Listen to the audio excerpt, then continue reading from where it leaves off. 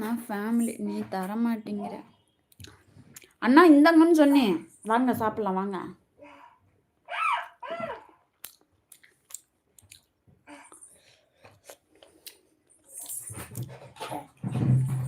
இத்தனை நாள் வச்ச குழம்புலே நேற்று வச்ச குழம்பு தான் ராகு அப்பா நல்லா இருக்குன்னு சொன்னாங்க.